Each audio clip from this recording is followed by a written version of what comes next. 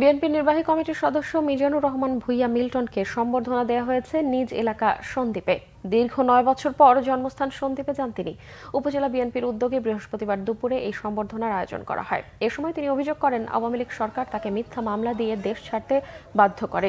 এলাকায় শৃঙ্খলা বজায় রাখা এবং আগামীতে দেশ গড়ার জন্য প্রস্তুত থাকতে নেতাকর্মীদের আহ্বান জানান মিজানুর রহমান মিল্টন। ৯ বছর পর তাকে কাছে পেয়ে আবেগ আপ্লুত হয়ে পড়েন নেতাকর্মীরা।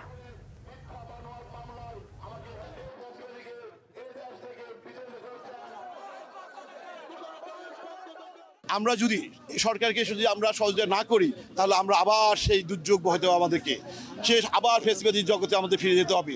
তাই আমি নেতা কর্মীদের কাছে উদ্দেশ্যে বলতে চাই, আপনারা সবাই সহিংসতা ভুলে আপনারা ঐক্যবদ্ধভাবে সন্দীপ সারা বাংলাদেশের মানুষকে আপনারা ঐক্যবদ্ধভাবে আপনারা ব্যানগার্ড হন। আপনারা যারা অন্যায় করে তাদেরকে আইনে সুপাদ্য করুন। আইন আপনার হাতে তুলে নেবেন না, আইনের কাছে আপনার লোকদের তুলে দেবেন। আপনাদের এই গার্ডিয়ানশিপটা, আপনাদের এই ব্যানগার্ডটা মেসেজ দিবে বর্তমান যারা সরকার আছেন তাদের কাছে।